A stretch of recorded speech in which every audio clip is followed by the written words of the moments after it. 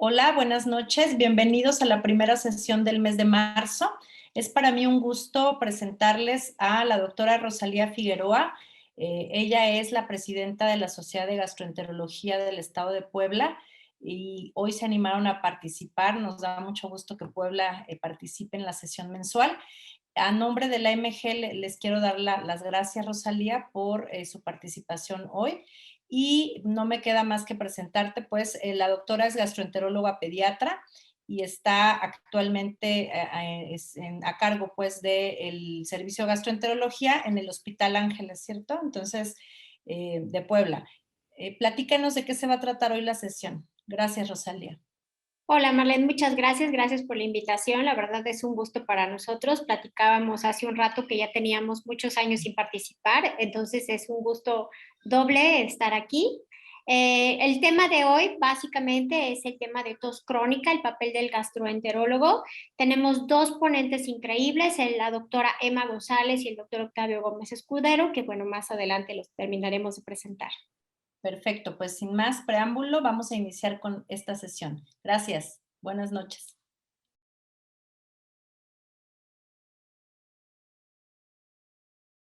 Para continuar la sesión, voy a presentar, el gusto de presentar a la doctora Emma González. Ella es gastroenteróloga y endoscopista egresada del Hospital del Seguro Social IMSS La Raza y actualmente ella hizo su alta especialidad de motilidad en el Hospital Centro Médico Nacional Siglo XXI. Actualmente ella es jefe del servicio de gastroenterología del Hospital IMSS Puebla y nos da muchísimo gusto que nos presente el primer tema de la sesión del día de hoy. Bienvenida, doctora Emma. Gracias. Buenas noches. Agradezco a la mesa directiva la distinción por esta invitación. Nuestro tema del día de hoy pues, es la enfermedad por reflujo gastroesofágico y tos, asociación o causa. Bueno, ya se ha definido que ERGE se define como ascenso del contenido gástrico o gastroduodenal por arriba de la unión esofagogástrica que causa síntomas o daño estructural afectando el bienestar y la calidad de vida de los individuos que la padecen. La forma de ERGE en la cual el contenido gástrico alcanza la faringe y la laringe provoca síntomas se ha denominado como reflujo laringofaringeo. La clasificación de Montreal establece a la tos en los síndromes exesofágicos como una asociación establecida conjuntamente con la laringitis, asma y erosión dental. Aunque las manifestaciones exesofágicas de reflujo se describieron hace más de 20 años, su diagnóstico y tratamiento continúa siendo elusivo. Varios síntomas vagos o refractarios a tratamiento de la vía aérea superior e inferior se han atribuido a reflujo. El tema es rodeado por controversia en la dificultad para su diagnóstico y sobre todo por la falta de respuesta a los inhibidores de bomba de protones. Habitualmente son síntomas no típicos y pueden presentarse en el 40 al 60% de pacientes asmáticos, 57 al 94% de pacientes con alteraciones otorrinolaringológicas y de un 43 al 75% en los pacientes con tos crónica. Los estudios de endoscopía y pachymetría de 24 horas no son sensibles para detectar esta asociación entre ERGE y los síntomas esofágicos, ni tampoco predecir una respuesta a tratamiento. En general, en este estudio de Francis y Coles, en los cuales siguieron 32 meses a 281 pacientes sin ERGE típica, en los cuales estos pacientes requirieron de 10.1 consultas con especialistas. Al final requirieron en promedio 6.4 estudios diagnósticos y el costo de la atención fue 5.6 veces más que la ERGE típica. Por lo tanto, en general, la ansiedad que provocan estos síntomas y la falta de respuesta al tratamiento médico conlleva al paciente a demandar una explicación y, en consecuencia, una investigación hasta sus últimas consecuencias. Esto habitualmente puede ser costoso y, aparte, poco productivo para el paciente, ya que estos pacientes refirieron solo el 54% tuvo mejoría clínica. Al final, la tos crónica se define por la persistencia por más de 8 semanas de la tos.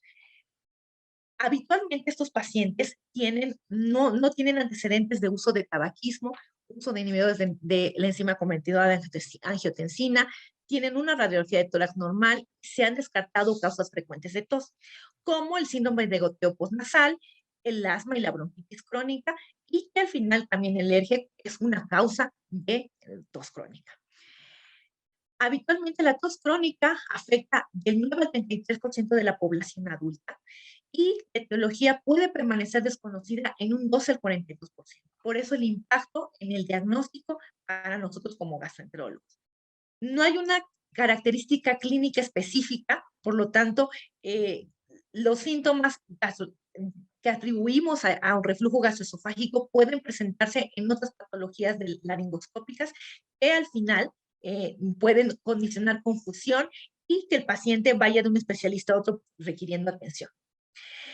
La asociación de alergia y tos puede ser silenciosa, o sea, no tener ningún síntoma en el 75% de los casos. Poicols, en su estudio sobre pacientes con tos crónica, explicó la asociación a reflujo en un solo 13% de los casos y como un factor contribuyente a la tos en un 56%. De hecho, en pantalla vemos la tabla de las asociaciones más frecuentes hacia la tos. El 41% es el síndrome de goteo postnasal, 24% asma, 21% reflujo. Sin embargo, las asociaciones de estos primeros tres son el que mayor porcentaje tiene en la etiología de la tos, lo cual nos puede explicar que el paciente no tenga buena respuesta a una inhibición ácida gástrica. Bueno, al final la tos tiene varios mecanismos para que se desarrolle. Uno, pues es el mecanismo directo, en el cual el reflujo gastroesofágico contribuye a los síndromes gastroesofágicos por dos mecanismos que dijimos, el directo por la aspiración y microaspiración de ácidos, sales biliares y pepsina. Con una lesión concomitante en la mucosa, esta la llamaríamos la teoría del reflujo, porque también existe la teoría del reflejo, en el cual, bueno, en el mecanismo directo vamos a tener una respuesta por estimulación laríngea, traqueal o bronquial directa. En el mecanismo indirecto mediado por vía vagal, bueno, en los nervios vagales aferentes regulan la tos voluntaria. Sin embargo, la tos, al igual que la deducción, la micción, la defecación, son reflejos especiales, por los cuales tienen un control de tipo cortical. Este control se manifiesta por la capacidad de inhibir la tos y la tos voluntaria, por lo cual implica en el efecto benéfico con el placebo. Sin embargo, el esófago y la vía aérea pueden tener irritación laringea, y no puede ser evidentemente por el estímulo directo del ácido, sino por la estimulación de un reflejo llamado esófago bronquial. Este reflejo esófago bronquial puede ser condicionado por reflujo distal sin llegar a la vía aérea y el cual puede provocar y puede ser una causa de tos. Sin embargo, cuando esta estimulación hay una hipersensibilidad, una estimulación mayor, se conoce como un síndrome de hipersensibilidad, mediado menos por vía vagal y más por una disfunción autonómica. Por lo tanto, pues al final, el paciente que tiene tos persistente, que ya vio a 2, 3, 4 especialistas, requiere una prueba diagnóstica, la cual pues tenemos que elegir en cuál es la mejor para nuestro paciente. Normalmente, cuando decidimos hacer una prueba diagnóstica, pues el paciente tiene una sintomatología típica o tiene síntomas de alarma, no hay una respuesta completa o un totalmente fallo en el tratamiento empírico con IBP y obviamente también pensando que ese paciente ya dijeron que es reflujo, todo el mundo dijo que es reflujo y lo quieren operar de manera directa, también tenemos que iniciar una prueba diagnóstica. Sin embargo, la evidencia objetiva de reflujo contra la historia clínica pues nos da un 70% de sensibilidad y 67% de especificidad. El diagnóstico basado en síntomas y prueba terapéutica baja aún esta, en un 71 y un 44%. Por lo tanto, el diagnóstico basado en pruebas fisiológicas pues es fundamental para nuestro paciente. Sin embargo, ahí viene otro de nuestros problemas. Bueno, la laringoscopía al final nos da una pobre sensibilidad y especificidad. tiene una variabilidad interobservador y no hay hallazgos específicos. De hecho, si nosotros nos fijamos en esta tabla, los síntomas que no asociamos a reflujo gastroesofágico y síntomas extraesofágicos están presentes en otras patologías. Y además, los hallazgos laringoscópicos no son, al final, hay una amplia gama de posibles hallazgos, los cuales no se correlacionan directamente con la afección faringolaringea. La endoscopía, al final, pues, nos da una evidencia confirmatoria de reflujo, el cual, pues, obviamente, si tenemos alto grado de esofagitis, Seide de Los Ángeles, esófago de Barrett, estenosis esofágica, tenemos evidencia confirmatoria de ello. De hecho, si el paciente que tiene estos datos confirmatorios por endoscópicos de reflujo y tienen síntomas extraesofágicos, en particular la tos, son los que mejor van a responder al tratamiento médico, así igual que los pacientes que tienen síntomas típicos.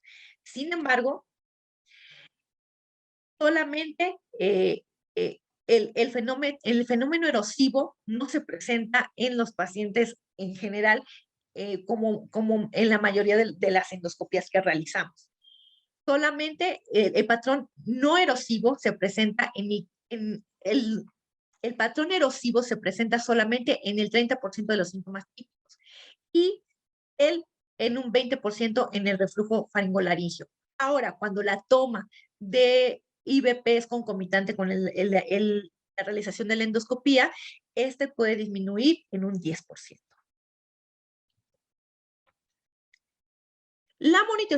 Al final, la endoscopía entonces nos da una baja sensibilidad para el diagnóstico y en el que podamos correlacionar los síntomas, en particular la tos, con hallazgos de esofagitis o hallazgos que nos den un diagnóstico de reflujo gastroesofágico.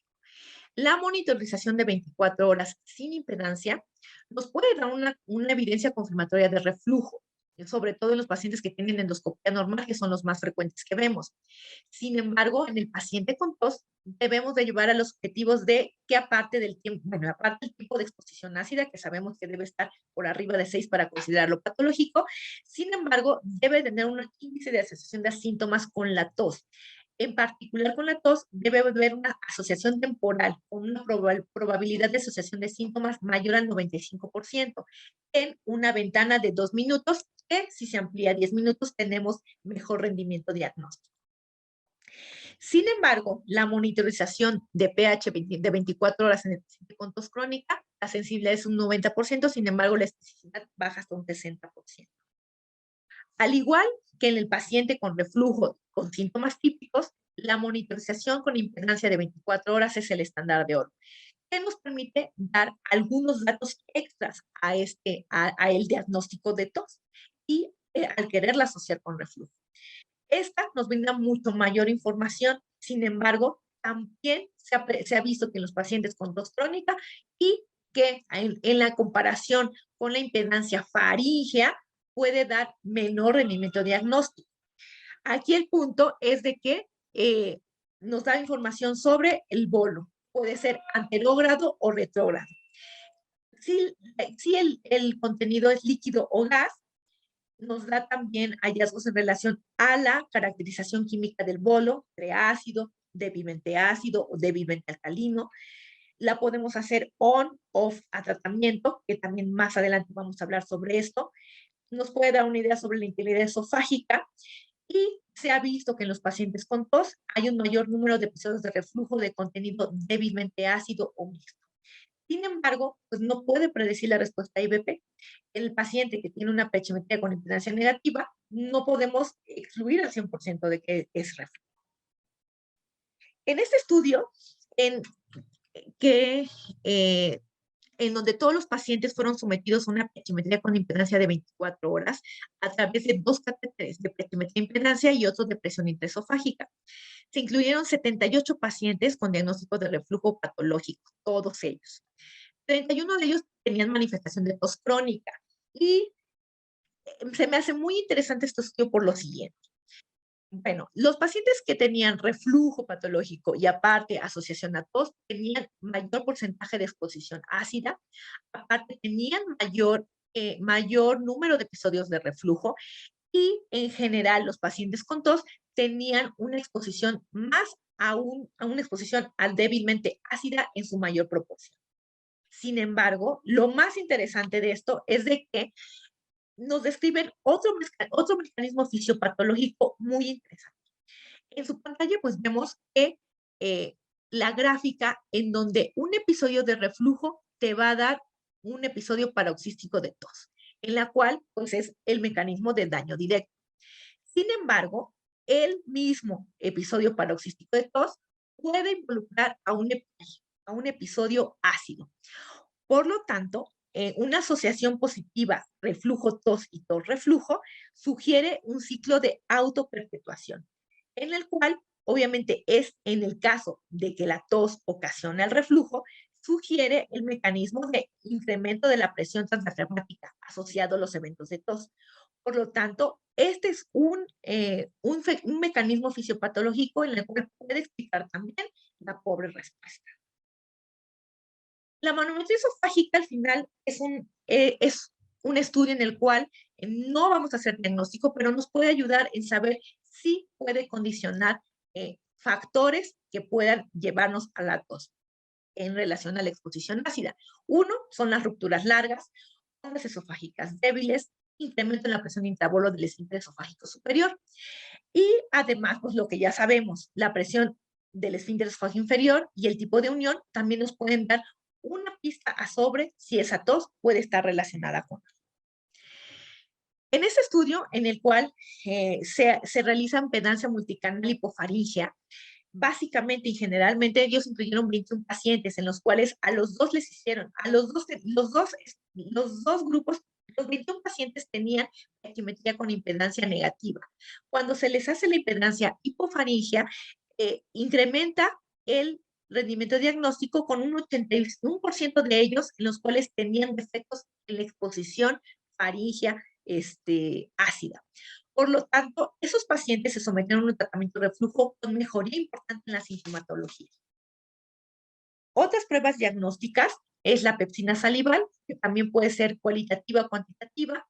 Las concentraciones igual o mayores al 16 son diagnósticas de reflujo laringofaríngeo y tienen buenos porcentajes de sensibilidad y especificidad.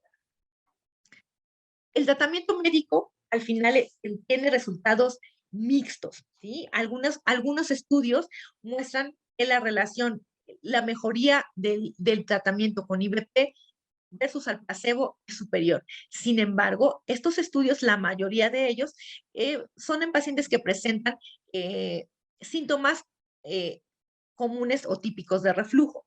Sin embargo, también hay otros estudios en los cuales el IVP en relación al placebo no tiene ninguna diferencia significativa. Habitualmente en esos pacientes tenemos que iniciar con un tratamiento empírico de 8 a 12 semanas en los que en una dosis doble que tenemos sospecha de reflujo faringolaríngeo. Sin embargo, también existe evidencia en las cuales la monodosis, dosis doble o la asociación de procinético no hay una diferencia significativa. Y en el paciente que nosotros cambiamos o incrementamos la dosis a dosis doble, solo el 25% de ellos van a tener una respuesta mayor. En el único caso en el cual el procinético puede ayudar es en el sobrepeso y obesidad en este grupo de pacientes. Finalmente, se sugiere este algoritmo para el algoritmo diagnóstico y terapéutico para los pacientes con tos. Si el paciente tenemos un riesgo, un factor de malignidad, pues debe ser sometido a una laringoscopía directa. Si no tiene datos de malignidad, el paciente podría mantenerse en un periodo de prueba de 8 a 12 semanas. Si mejora, pues bueno, debemos de reducirlo a la menor dosis en la cual el paciente responda. Si no, podríamos establecer este score, Hasbier score, en el cual nos da estos parámetros, en el cual si tenemos un bajo riesgo, entonces ese paciente lo someteríamos a una petimetría off. Y si es de alto riesgo, en un paciente con pH impedancia en modo on. Si nosotros encontramos una prueba positiva, entonces a ese paciente en específico podríamos ver la posibilidad de someterlo a un manejo quirúrgico. Sin embargo, si la asociación es negativa o es negativo el estudio, se deben considerar alternativas diagnósticas, ya sea pulmonar, alérgicas, neurológicas, y si esta evaluación es negativa, debemos considerar un trastorno funcional laringio que obviamente podría ser manejado con neuromoduladores. Y en mis conclusiones, bueno, los síntomas esofágicos, en especial el reflujo laringofaringio, causante de tos, es un problema común y de reto para la práctica clínica, debido a los signos y síntomas específicos. Pobre correlación entre los diferentes métodos diagnósticos, lo que se ve reflejado en los resultados terapéuticos. Con el advenimiento de los nuevos métodos de diagnóstico y tratamiento, abre la posibilidad a mejores resultados a futuro. Muchas gracias.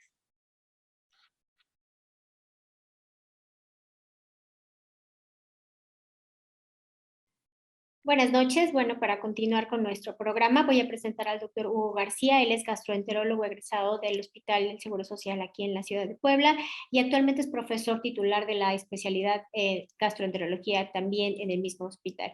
Hugo, buenas noches. Gracias también por participar. Gracias Rosa. Buenas noches a todos. Qué gusto que podamos participar en nuestra asociación. Muchísimas felicidades a la doctora Emma por una excelente charla que nos acaba de otorgar. Y bueno, continuando con el programa para el día de hoy, pues me toca el honor de presentar a una referencia de gastroenterología de la ciudad de Puebla a nivel nacional, el doctor Octavio Gómez Escudero. Él es médico internista, él es gastroenterólogo, endoscopista, formado en la mayor casa de estudios de gastroenterología, el Instituto de Nutrición, y tiene obviamente su curso de alta especialidad en motilidad y en neurogastroenterología. Actualmente es el secretario de la Asociación Hermana Mexicana de Neurogastroenterología y Motilidad. Él nos va a dar la plática sobre, bueno, ya vimos la asociación probable que existe entre reflujo y tos, y ahora, ¿qué pasa o qué debemos hacer como gastroenterólogos cuando la tos no es por reflujo? Adelante, doctor Octavio, muy buenas noches.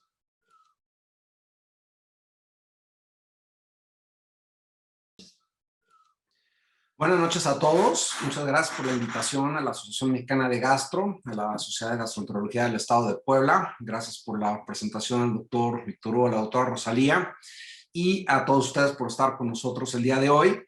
Y a mí me han preguntado con mucha frecuencia el tema que vamos a hablar el día de hoy. Me han pedido que hable qué debe hacer el gastroenterólogo cuando un paciente tiene tos crónica y no es reflujo. Ya lo ha comentado la doctora Emma, se define tos crónica cuando esta dura más de 8 semanas de duración. La prevalencia es variable, varía entre 10 y 40% de la población. Y estos son algunos de los puntos más importantes a considerar cuando vemos un paciente con tos crónica. Es decir, es un paciente que tiene efecto secundario de algún medicamento, es un paciente que tiene síndrome de goteo retronasal, ahora llamado síndrome de tos asociado a vía aérea superior, tiene síndrome de laringe hipersensible, con todo lo que hemos vivido en los últimos años, tiene un síndrome post-COVID, tiene asma, tiene bronquitis eosinofílica no asmática, o tiene reflujo con manifestaciones otorrinolaringológicas. Esas son las respuestas o las preguntas más bien que tenemos que contestar. En 12 a 42% de los casos el diagnóstico final es tos crónica inexplicable, y en la mitad de ellos puede llegar a ser refractaria. Para entender la complejidad de lo que estamos hablando, nosotros podemos definir al reflejo de tos de dos formas. Uno es como una descripción mecánica y el otro es como una regulación bioquímica. Desde el punto de vista mecánico, pues es una serie de movimientos que inician con la inhalación debido a contracción del diafragma y de los músculos intercostales externos, una exhalación forzada contra la glotis cerrada, contracción del músculo traquealis, que angosta el bronquio principal y la tráquea, y finalmente hay una liberación forzada de aire, pero ya contra la glotis abierta. Esos son los movimientos anatómicos. Pero cuando pasamos a la regulación bioquímica es mucho más complejo el asunto. ¿Por qué? Porque están involucrados receptores periféricos, el centro de la tos, la musculatura efectora y una serie de nervios aferentes y eferentes que pueden ser estimulados por diferentes tipos de receptores. Para entender un poquito más esto, les puse esta diapositiva donde vemos los mecanismos periféricos y los mecanismos centrales de tos. Dentro de los mecanismos periféricos de tos, tenemos a las fibras C broncopulmonares, que están expresadas en la laringe, en la tráquea, en los bronquios, y que pueden ser activadas por diferentes sustancias, por bradicinina, por serotonina, por adenosina, por prostaglandinas y prostaciclinas, por los llamados receptores potenciales braniloides, que estos responden a contacto con capsaicina o con nicotina, los famosos receptores de anquirina, que estos responden a ozono, pero también hay receptores de distensión pulmonar, los receptores de tos de Widdicombe que responden a cambios en pH, quimiorecepción y cambios en sustancias relacionadas con cambio de pH. Los nervios aferentes somatosensoriales, que aquí está involucrado la pared torácica, el diafragma, la musculatura abdominal, la rama auricular del nervio vago, el glosofaringeo, el trigémino, ya habló la doctora Emma del reflejo esófago-bronquial, y las vías eferentes que involucran al laringeo recurrente, al frénico, a los sensorimotores del vago.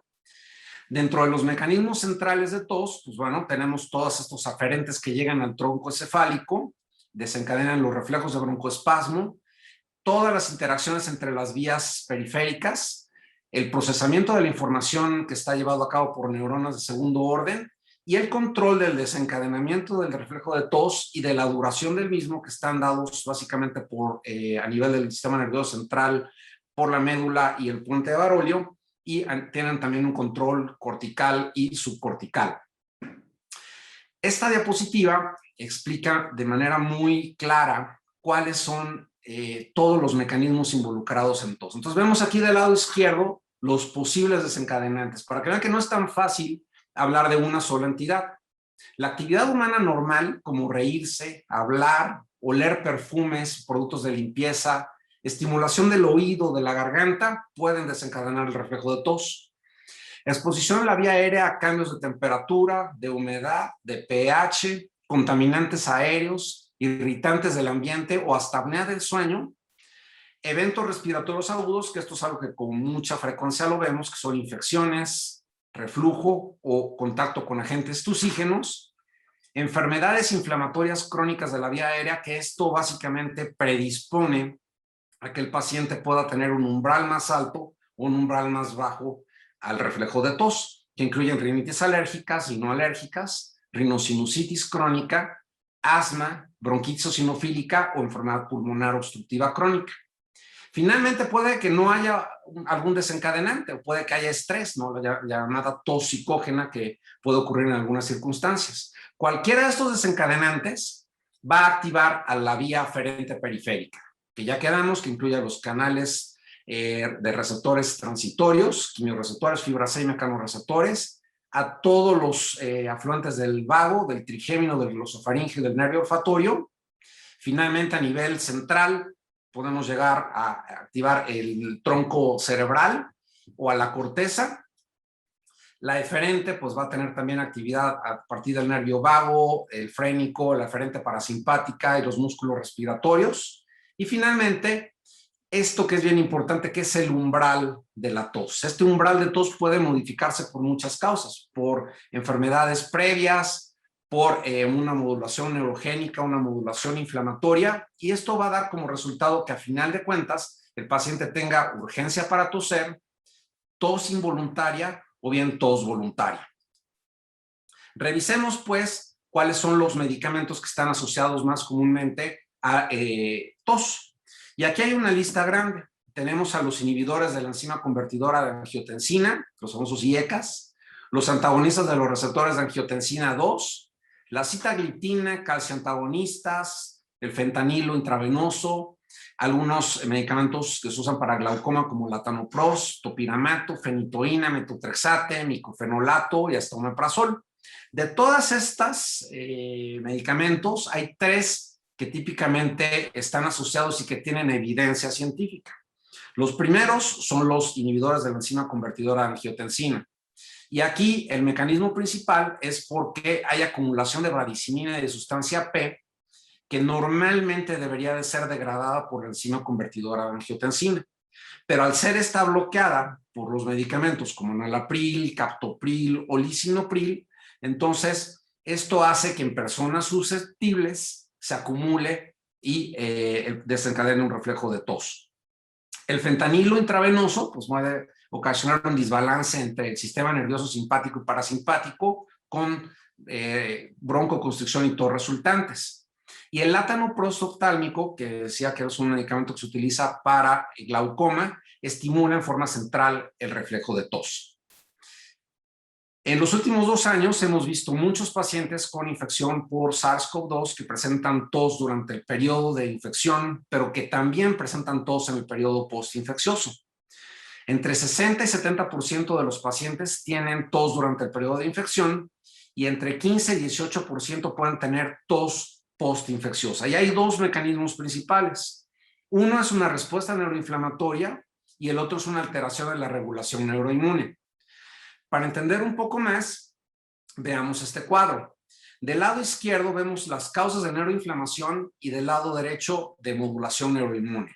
Dentro de las causas de neuroinflamación está la infección neuronal directa. Está descrito que el COVID puede, el virus de SARS-CoV-2 puede afectar en forma directa a las neuronas. Puede también haber un reconocimiento por neuronas sensoriales del nervio vago o gliales o un estado neuroinflamatorio del mismo vago, de las vías aéreas y de todo lo que inerva el nervio vago, incluyendo los pulmones o el centro de la tos. La modulación neuroinmune, que es el segundo mecanismo, está dada por liberación de mediadores de inflamación, interferón, citocinas, prostanoides, por activación o sensibilización de nervios sensoriales vía todos esos canales iónicos o receptores, y finalmente liberación de neuropéptidos, sobre regulación de actividad neuronal sensorial, y por diferentes mecanismos el paciente puede persistir teniendo tos, es decir, por neuroinflamación y por neuromodulación.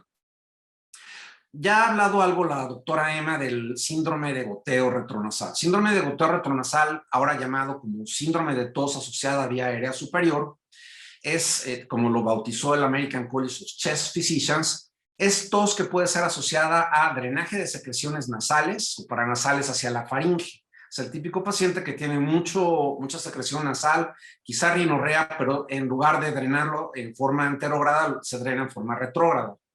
Y también esto estimula en forma mecánica o física algunos de los receptores de tos. Puede ocurrir en algunos casos irritación directa de la mucosa o hasta inflamación de la vía aérea superior. Los mecanismos fisiopatológicos está dado por estimulación de mecano de sensorreceptores en todos los aferentes de la faringe. Recuerden que está afectado también o puede estar involucrado el glosofaringeo en todo este sistema relacionado a tos.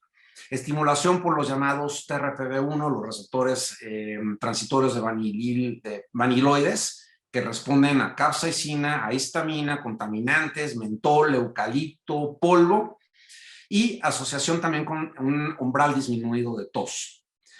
En algunos casos pues puede haber también remodelación y neuroplasticidad, y esta neuroplasticidad hacer que con el tiempo el paciente tenga umbrales menores a reflejo de tos. Los puntos claves en el síndrome de goteo retronasal o de tos asociada a vía aérea superior es que la descripción es clínica, no existe un estándar de oro, no se diagnostica por laringoscopía. La nasoendoscopía tampoco es diagnóstica, ¿no? Muchos de los otorrinolaringólogos con mucha frecuencia pueden detectar puntilleo rojo o algunos datos que ellos consideran que son anormales y que realmente no son específicos de una enfermedad en particular, no son específicos ni de reflujo ni de síndrome de goteo retronasal. Y esto es una entidad que mejora particularmente con antihistamínicos, descongestionantes, con combinaciones con montelukast y en algunas ocasiones puede llegar a ser psicógeno o idiopático. Cuando hablamos de síndrome de tos hipersensible, esta se define por tos que es desencadenada, vean, por cambios térmicos, mecánicos, químicos de pH, medicamentos, aerosol, ejercicio o la llamada alotusia. Alotusia es como alodinia, es decir, es un mecanismo por el cual se desencadena tos con estímulos que normalmente no deberían de desencadenar tos. Y hay diferentes fenotipos, ¿no? Están la tos hipersensible reactiva, la asociada a rinocinositis y la asociada a reflujo gastroesofágico. Pero en general, la tos hipersensible se considera una neuropatía sensitiva. Es decir, no es un problema infeccioso, no es un problema inflamatorio, sino que es un problema sensitivo, es neuropatía sensitiva. y se ha detectado que existe sobreregulación de estos receptores de amiloides en las terminaciones nerviosas que liberan neuropéptidos a las vías aéreas, de manera que esto puede estimular con mucha más facilidad el reflejo de tos. Y hay que ver al síndrome de tos hipersensible no como una entidad única, sino como una sobreposición con diferentes condiciones. Muchos pacientes pueden tener alguna enfermedad de base pulmonar que neuromodule o que haga que tenga el umbral más pequeño. Algunos pueden tener reflujo sin que necesariamente el reflujo sea la causa. Algunos pueden estar tomando algún medicamento, pero síndrome de tos hipersensible es un síndrome de sobreposición en diferentes entidades que dan como resultado una neuropatía sensitiva. Y eso nos lleva a entender que hay una interrelación muy compleja entre todos los componentes de la tos. Generalmente está involucrado el sistema inmune, el sistema nervioso periférico, los inhaladores o los desencadenantes, el centro de la tos, y eso nos lleva a pensar que no hay un único receptor o un único objetivo terapéutico, sino que puede haber objetivos terapéuticos tan variados como los receptores opioides, los receptores de histamina, los receptores MDA, que son algunos que están relacionados con canales iónicos de dolor, los receptores ácido aminobutíricos, y por lo tanto va a haber diferentes opciones de tratamiento que están dirigidas a cada uno de estos receptores.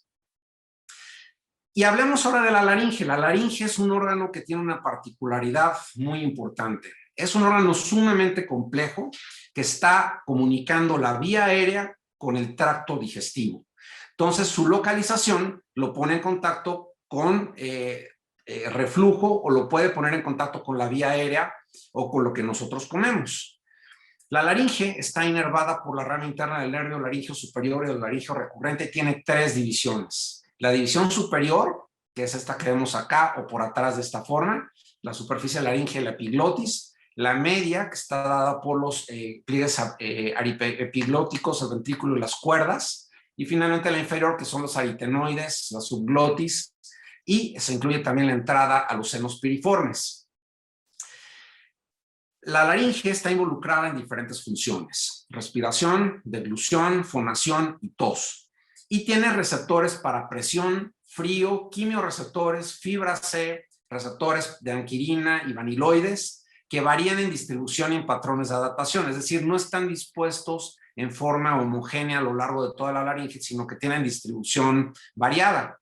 De manera que si empezamos a entender, estímulos mecánicos, estímulos químicos o estímulos térmicos pueden desencadenar una reacción inflamatoria o una reacción de neuropatía sensitiva de la laringe.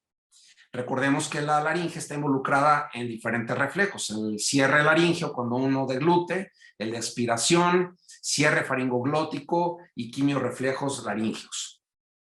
De manera que cuando hablamos de tos de origen laringio, entonces te podemos hablar de todas estas padecimientos: infecciones, reflujo laringio-faringio, disfagia orofaringea, disfunción laringea, laringoespasmo, estenosis laringotraqueal, trastornos estructurales de la cabeza y cuello que involucren laringe, ¿por qué no un tumor, laringe hipersensible o la llamada tos psicógena?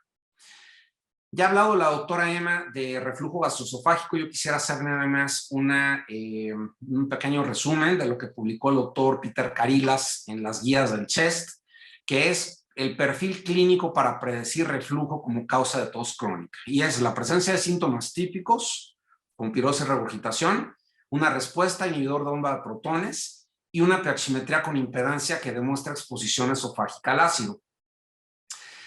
El paciente no debe estar expuesto a irritantes, no debe ser fumador, no debe estar tomando bloqueadores de la enzima convertidora de angiotensina o ningún medicamento asociado a tos.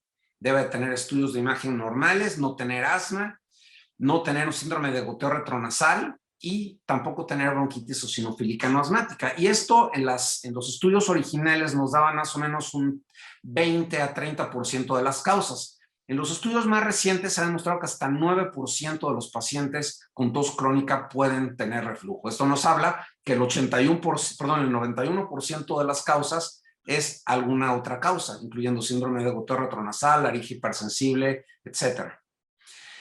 Entonces, el síndrome de laringe hipersensible, ya hablamos, existe un aumento en la expresión o en la excitabilidad de receptores vaniloides transitorios. Puede haber una hipersensibilidad de estímulos inhalados como capsaicina, ácido cítrico, solución salina. Esto desencadena un aumento en la producción de prostaglandinas, de bradicinina y estimulación vagal del reflejo de la tos. Y no hay como tal una prueba diagnóstica, pero existen diferentes cuestionarios como el de Newcastle, que es una serie de 21 preguntas que le dan un puntaje de 1 a 7 de acuerdo a la frecuencia a una serie de síntomas, que son sensación anormal en la garganta, sensación de flema, dolor, globus, irritación, disestesias, calor, disfagia, y que puede ser útil para diferenciar a los síndromes laringeos de una persona sana, pero que no es útil para discernir entre todas las posibilidades laringeas de tos, como disinergia de cuerdas vocales, globus, neuralgia de laringeo o disfonía tensional. El tratamiento del síndrome de laringe hipersensible incluye terapia de lenguaje, neuromoduladores particularmente de dos grupos, que son los neurolíticos como pregabalina y gabapentina, o los antidepresivos tricíclicos como amitriptilina, imipramina y nortriptilina. Y hay alguna evidencia reciente con algunos antagonistas de los receptores transitorios vaniloides. Estas son todas las opciones terapéuticas para tos crónica refractaria. Aquí juntamos laringe hipersensible, goteo retronasal, y vemos en la columna del lado izquierdo los medicamentos y dosis, todas las opciones, el diseño del estudio, el desenlace medido y el resultado final. Entonces, vemos que se han usado diferentes dosis y diferentes duraciones de amitriptilina, lo mismo de gabapentina, vean, hasta 1800 miligramos por 10 semanas. Esto es difícil de tolerar en la práctica clínica. Pregabalina, a veces hasta por varias semanas. Sulfato de morfina, tramadol, ketamina, algunos medicamentos que actúan sobre receptores de neuroquinina y TRPV1, algunos macrólidos y cromoglicato de sodio, y vean los desenlaces medidos. El problema con los desenlaces medidos es que no son uniformes. Algunos son autorreportes de mejoría, respuesta clínica, calidad de vida, frecuencia de tos. Y en la mayor parte de los casos, pues hay mejoría mientras se está tomando el medicamento, pero esta respuesta no es uniforme. Y vamos a terminar hablando de la terapia del lenguaje. La terapia del lenguaje tiene varios puntos clave. Uno es que algunos pacientes pueden beneficiarse cuando se les realiza una explicación de la anatomía y de la fisiología. Es decir, si el paciente llega con la idea de que tiene reflujo gastroesofágico, que el reflujo es la causa de la tos, ha tomado medicamentos y no se le quita, es difícil hacerlo entender toda esta complejidad relacionada al reflejo de tos. Entonces, explicarle la anatomía y la fisiología en forma muy somera le puede ayudar. Segundo, consiste en la enseñanza de métodos para suprimir la urgencia de tos, evitar la hiperfunción de la laringe durante la fonación, sobre todo en personas que se dedican a hablar, maestros, por ejemplo, evitar la irritación laringea y darle una información sobre higiene bucal como inhalación nasal en lugar de inhalación oral, evitar tabaco, alcohol y cafeína, o evitar cambios bruscos de temperatura o cambios de humedad o entrar a lugares fríos. Las técnicas de supresión de tos que hablamos aquí es, por ejemplo, sustituir la tos por una respuesta competitiva, como distraer al paciente, deglutir en el momento donde uno piensa que va a empezar a tener tos, respiración controlada, deglución de líquidos, o las llamadas técnicas de desconstricción laringea que utilizan los foniatras, ¿no? En un análisis reciente publicado en Cochrane, como la mayor parte de los metaanálisis, resultó no ser concluyente debido a la heterogeneidad de los estudios, pero da una opción de que en algunos pacientes pudiera ser de beneficio. Y voy a terminar con esta diapositiva. ¿Cuáles son las conclusiones o los puntos para llevar a casa y al consultorio? ¿Qué debemos saber y qué debemos hacer como gastroenterólogos cuando vemos un paciente con tos crónica? Primero, reconocer que existen múltiples causas diferentes a reflujo y no asumir que todo es reflujo. Descartar tos crónica como efecto secundario de medicamentos. Siempre es importante revisar la lista de medicamentos del paciente. No siempre nos dicen todos los medicamentos que están tomando. En ausencia de síntomas típicos de reflujo, como pirosis y regurgitación, lo más probable es que no sea reflujo. En presencia de síntomas típicos de reflujo, la tos puede estar, pero puede no estar asociada a reflujo. Dicha de otra forma, si un paciente tiene documentado reflujo gastroesofágico con una endoscopía por esofágitis grado C o D, o por una pH-metría con exposición esofágica al ácido, puede tener asociación, pero puede no tener la asociación. Hay muchos estudios del doctor Michael Vallesi donde ha demostrado que la mayor parte de los pacientes no marcan el botón de síntomas de tos justo en el momento donde empieza la tos, de manera que es difícil establecer si el índice de síntomas o la probabilidad de asociación de síntomas de la pH-metría realmente es real, ¿no? Identificar factores de la historia, como alergias, temporalidad, horario, que puedan inclinar el diagnóstico hacia una entidad en particular.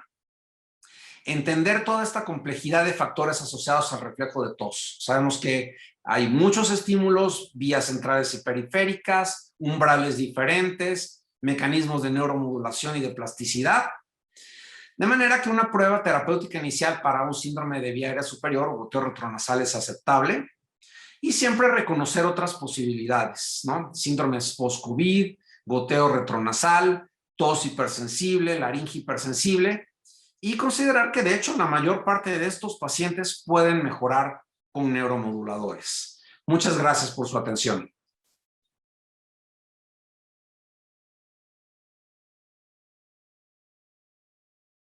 Muchísimas gracias, doctora Emma, doctor Octavio. Excelentes charlas, la verdad, muy didácticas ambas. Tenemos algunas preguntas en el chat. Invitamos a los participantes a que si quieren poner sus preguntas en el chat para que nuestros ponentes las puedan responder. Entonces, si quieras empezar, Hugo, a leerla. Claro, con gusto. Y comparto las felicitaciones a nuestros ponentes. Wow, en verdad impresionante las charlas que nos han dado. Muchísimas gracias por compartir su experiencia y sus conocimientos. Ahora nosotros vemos al reflujo como esta modalidad multisindromática, ¿no? O multifenotípica, donde no todo es solamente pirosis y regurgitación, aunque esto es lo que mayor probabilidad nos da para el diagnóstico. Ahora entendemos que existen otra línea, ¿no? Roma 4 nos habla de muchas cosas, los últimos estudios que tenemos, las técnicas para estudiarlo nos pueden hablar sobre reflujos ácidos, reflujos no ácidos, hipersensibilidad y algunas otras condiciones. Y luego se va sumando, y ahora con la charla que nos da el doctor Octavio, impresionante, entendemos un poquito los gastros, como la tos también es un fenómeno multisindromático, o sea, existen muchísimas causas, ¿no? Que debemos de llevar muy en cuenta. Creo que esto es un paciente controversial, es un paciente difícil, muy interesante sus charlas. Quisiera hacer algunas preguntas, voy a empezar con algunas del auditorio. Creo que lo que nos pregunta el doctor Palmaloya comparte mucho las interrogantes de muchos de nosotros. La primera pregunta que hace se la dejaré para que nos haga favor el doctor Octavio de contestar. ¿Qué opinan de que muchas veces los otorrinolaringólogos realizan videolaringoscopía y si ven rojo en las cuerdas bucales o síndrome de Sherry, algún tema así, e inician de inmediato tratamientos con IVP? La pregunta básicamente es para englobarlo en cualquier especialidad, médico general, médicos de primer contacto, neumólogos, alergólogos, otorrinos, ven la garganta roja y en muchas ocasiones es IVP. Esta práctica es adecuada, creo que ya nos comentaron bastante sobre el reto terapéutico a 8 semanas, ¿no? Pero en general, ¿qué ustedes nos podrían opinar? Doctor Octavio, ¿qué podría opinar sobre estas prácticas diarias? Sí, bueno, yo comenté algo en la plática, los estudios del doctor Michael Vallesi, que es uno de los investigadores que más ha publicado sobre manifestaciones extraintestinales de reflujo. Él ha demostrado que hasta 20 a 30% de los pacientes que tienen puntos rojos o datos inflamatorios en la laringe son datos inespecíficos que se pueden ver incluso en población normal. Es decir, ni siquiera estamos hablando de alguna patología infecciosa o alguna patología alérgica. Son pacientes que pueden tener hallazgos ahí, de manera que no son ni sensibles ni específicos para reflujo. Segundo, siempre se tiene que hablar de la probabilidad pre-prueba para hablar de qué tan probable es que una prueba salga positiva en un paciente con un síntoma dado. Y bueno, los pacientes que tienen manifestaciones otorrinolaringológicas y que no tienen síntomas típicos como pirosis o regurgitación, si le hacemos una pH-metría, lo más probable es que le salga normal. 99% de las veces va a salir normal. Ahí, pues bueno, hay dos formas de abordarlo. O sea, hacer la prueba en forma inicial para documentar que no hay reflujo, ¿no? Porque eso, al final de cuentas, le puede ahorrar al paciente un tratamiento de 8 a 12 semanas.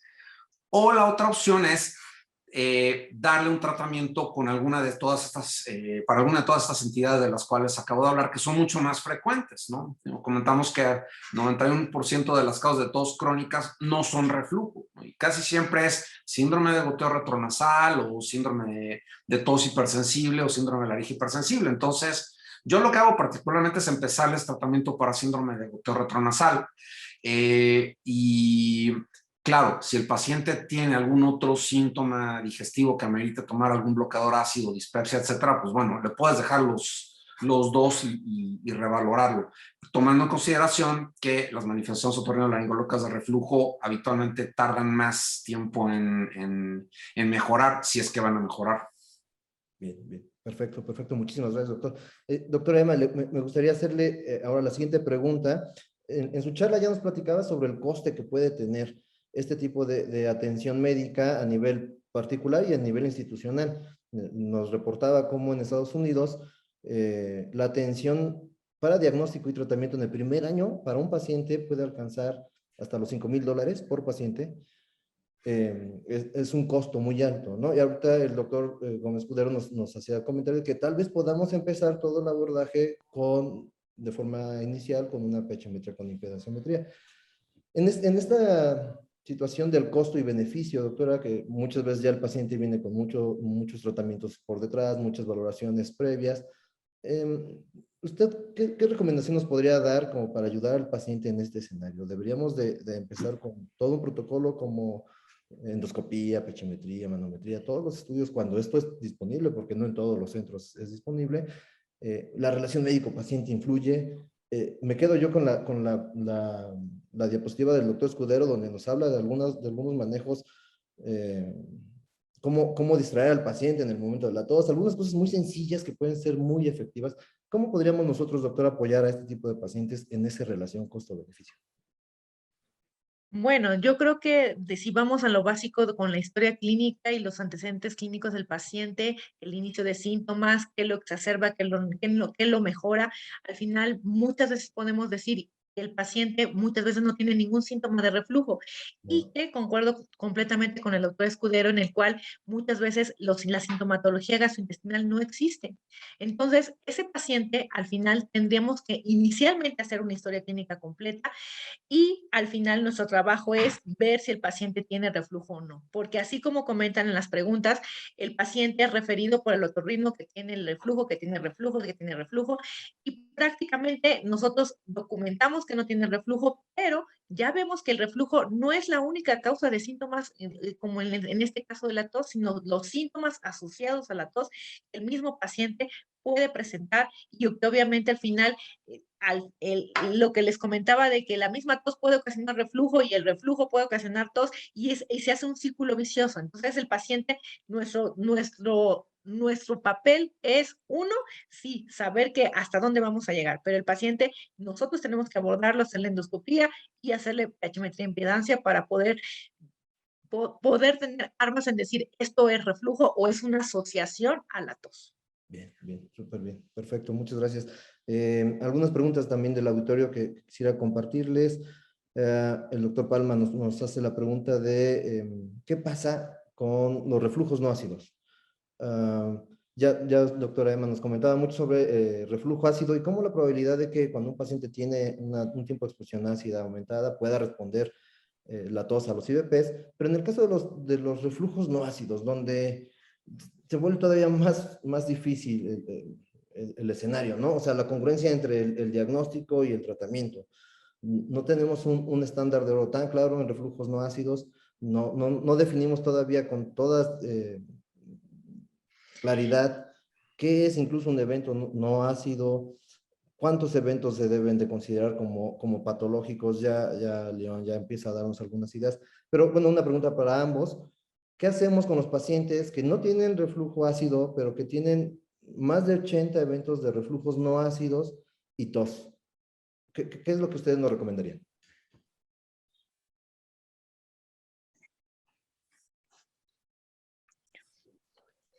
Adelante, si quieres empezar tú como quieras.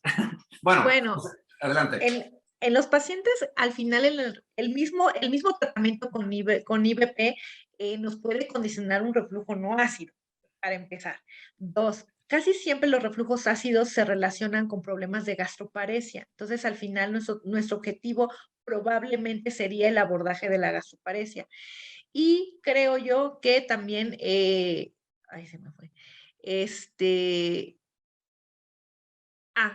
Los pacientes con tos o síntomas extraesofágicos, la mayoría no es un reflujo ácido, sino un reflujo ligeramente ácido, que al final no todo es el tratamiento con IBP.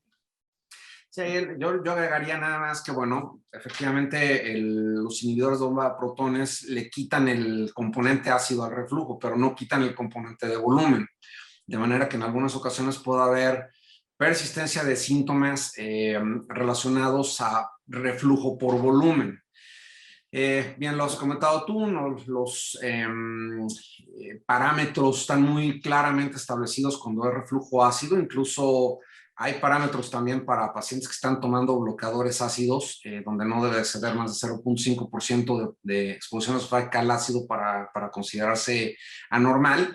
Pero también tenemos el otro concepto que es que antes eran enfermedades que se consideraban más categóricas y ahora hay mucha sobreposición con trastornos de sensibilidad. De hecho, los mismos criterios de Roma, tú lo mencionaste, no excluyen la posibilidad de que haya reflujo y de que haya pirosis funcional o esófago hipersensible, de manera que pueda haber incluso una alteración de la sensibilidad.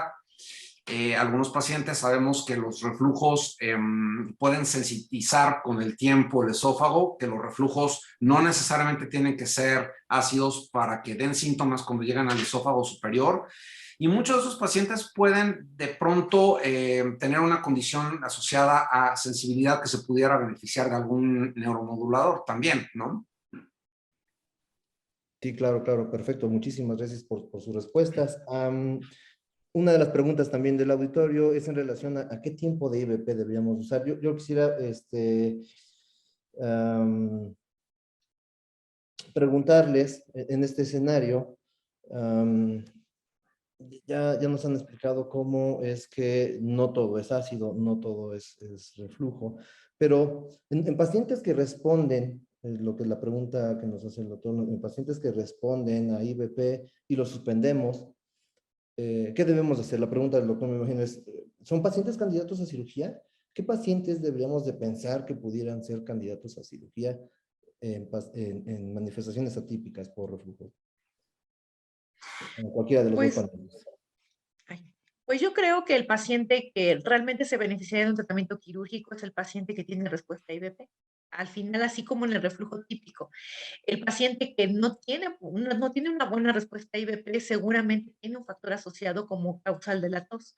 El paciente que que lo llevamos a un IBP y tiene buena respuesta y que lo podemos llevar a una disminución de la dosis a la mínima y a una dosis a demanda, pues ese paciente prácticamente no tendría que ir a manejo quirúrgico. Sin embargo, el paciente que responde IBP, que tiene alteraciones esofágicas y que documentamos un reflujo patológico, pero sobre todo una asociación de síntomas positivas, yo creo que podría ser el mejor candidato para un manejo quirúrgico.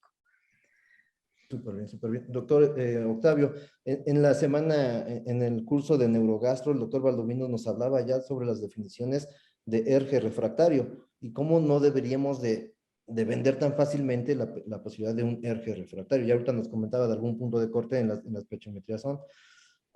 Y es como, a eso va tal vez mi pregunta y tal vez siguiendo el tema de IBPs, ¿qué recomendación nos dan pacientes que inicialmente responden a IBP, que si lo suspendemos regresan los síntomas? ¿Qué deberíamos hacer? ¿Aumentar dosis, cambiar IBPs, pasarlos a cirugía, considerar los ERGES refractarios? ¿Qué opinión tendrían este tipo de pacientes?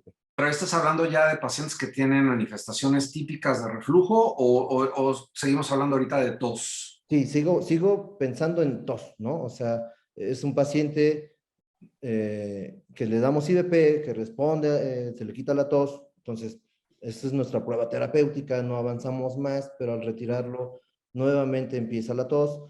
¿qué deberíamos hacer? ¿Aumentar más, generar un procinético, dar algún tipo de antiácido en la noche, pasar a cirugía? ¿Cuál sería como la mejor opción en el manejo de estos pacientes? Ok, entonces entiendo que es el paciente que tiene tos, que no tiene manifestaciones típicas como pirosis o regurgitación, que Correcto. tienes algún estudio que documenta que tiene reflujo, llámese una endoscopía con esofagus grado C o D, o que tienes una praxiometría con impedancia donde tienes exposición esofageal al ácido documentada, y que aparentemente tienes un índice de síntomas positivo, que le diste un bloqueador ácido y que se le quitó la tos, ¿no?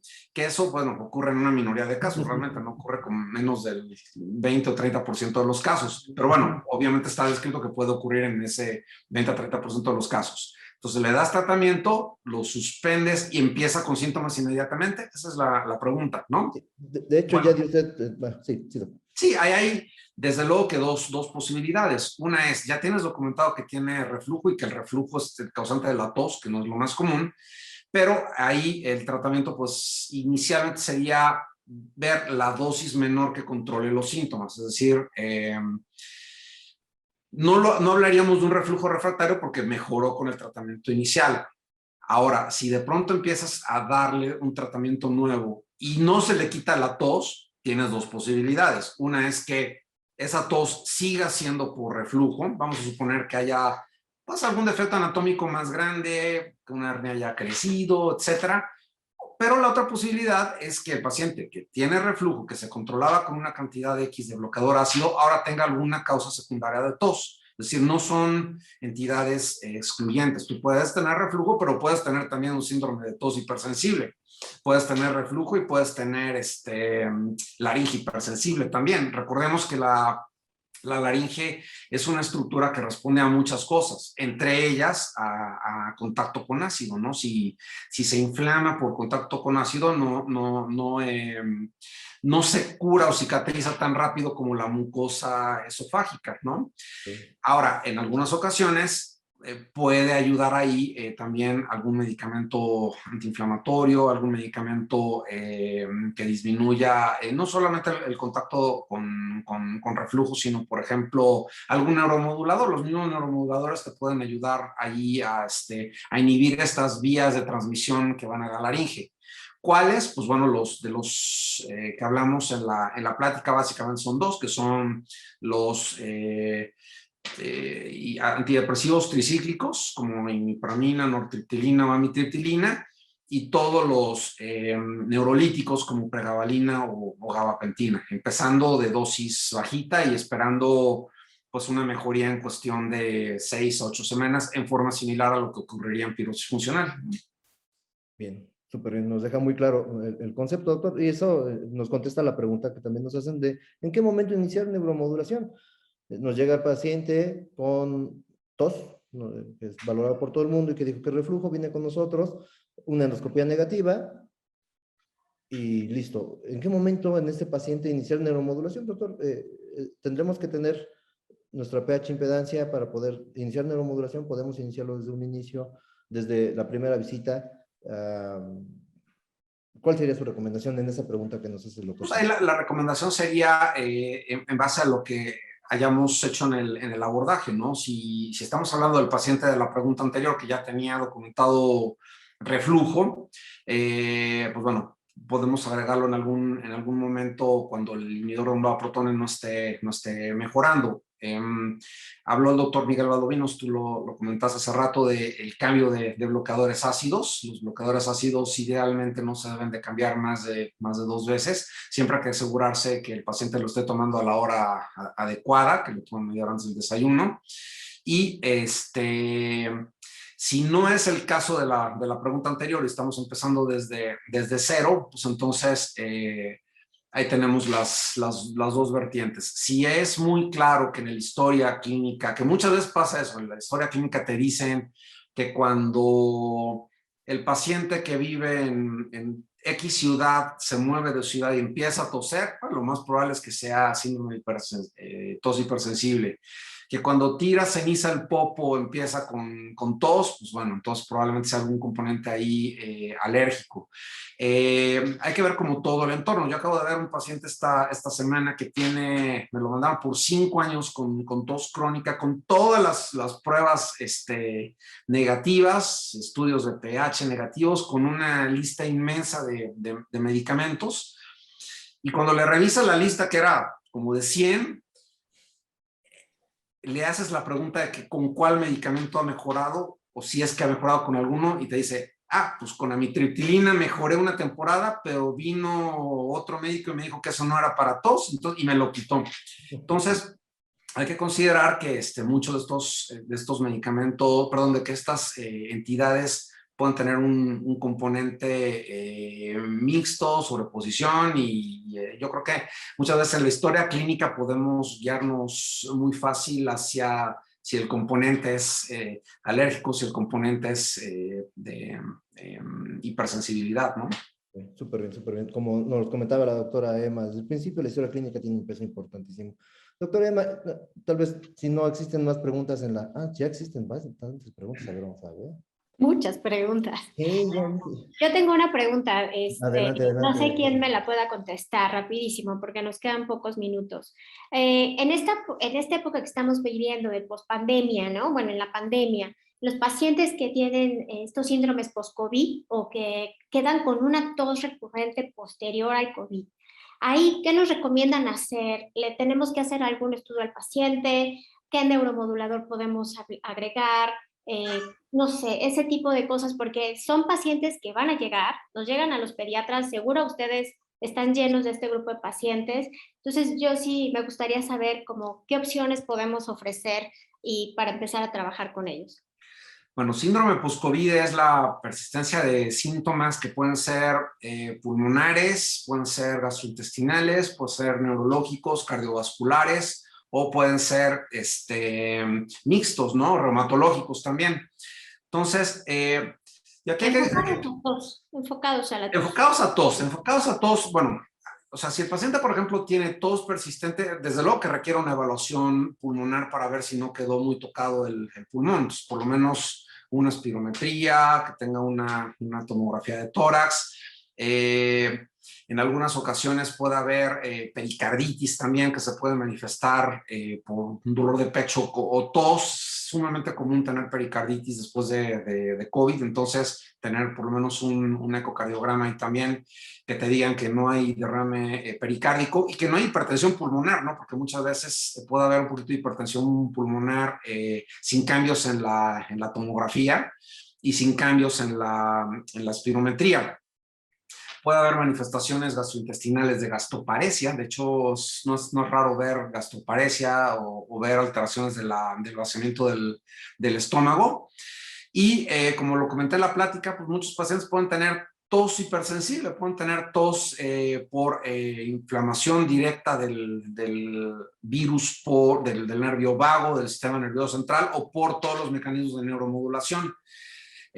Cuando es inflamación directa, no hay ningún estudio que diga que algún medicamento sea en particular útil para neuromodulación. Pues los neuromoduladores serían el de elección. Probablemente la primera elección, si vemos la fisiopatología, tendrían que ser pregabalina o gabapentina, ¿no? Que son los típicos medicamentos que usamos cuando hay neuritis de cualquier causa. Ok, gracias. Hay muchas preguntas, no sé cómo estamos de tiempo. Muchos agradecimientos también. No sé si podríamos continuar o responderlas en algún otro momento o después de la charla responderlas, porque nos quedan como muchas. O a lo mejor resumir 3, 4 preguntas en una, ¿no? Claro, a lo mejor, bueno, hablaban mucho de los inhibidores, el uso de inhibidores, los pacientes, yo creo que algunas ya se han respondido con cómo ha ido fluyendo la sesión. Entonces, los inhibidores, pues, los pacientes que respondieron al inhibidor, pues, seguramente es porque la tos sí es secundaria al reflujo gastroesofágico. ¿no? Y bueno, de ahí las sugerencias de tratamiento creo que ya se comentaron. Los neuromoduladores, una vez más, preguntas de neuromoduladores en los problemas de hipersensibilidad, creo que también ya está contestada. No sé, alguna otra pregunta que puedan ver, que es el... Yo creo que han dejado muy claro, ¿no? Todas las preguntas que pudiéramos tener, creo que nos las han contestado con mucha claridad. La verdad es que no creo que deje nada al aire. Te agradecemos muchísimo, en verdad, sus charlas. Hablar de reflujos es un tema importantísimo para nosotros. Y hoy el doctor Escudero nos aclara mucho el tema de tos y que pueden existir muchísimas otras cosas agregadas a reflujo. Yo creo que de nuestra parte sería todo. Tal vez ya nos dieron sus puntos finales para llevar al consultorio el doctor Escudero. Doctora Emma, no sé si quiera compartirnos alguna última consideración. Bueno, al final el reflujo es de las enfermedades que y lo hemos comentado que más avance tienen en la gastroenterología y que obviamente día a día va cambiando y de hecho tener una impedancia en la nasofaringe, la verdad es de que es algo que tenemos muchas cosas que aprender y muchas cosas que vienen por aprender y aplicar obviamente en nuestro medio. Bien, bien, súper bien. Rosa, yo creo que nosotros terminaríamos acá. Sí, claro, pues yo les agradezco muchísimo al doctor Octavio, doctora Emma, gracias por su participación, muchas gracias a los participantes, la verdad es de que esperamos haber pues podido haber resuelto sus dudas, las preguntas, de todas maneras el chat sigue abierto y creo que cualquier situación nos pueden enviar un correo electrónico o correo a la sociedad y creo que pueden seguir en contacto con los ponentes para que más adelante se puedan resolver las preguntas que hayan quedado al aire, ¿no? Pues muchísimas gracias a todos. Gracias. A nombre, Rosalía, muchas gracias. A nombre de la Asociación Mexicana de Gastro, la Mesa Directiva 2022, les agradecemos mucho a la Sociedad de Gastro de Puebla que hoy hayan participado. Se quedaron varias preguntas ahí, pero de verdad es fascinante escucharlos. Y los invitamos para el siguiente jueves 24, nuestra siguiente sesión de gastropediatría con enfermedad inflamatoria intestinal. Gracias y buenas noches a todos. Gracias. Gracias.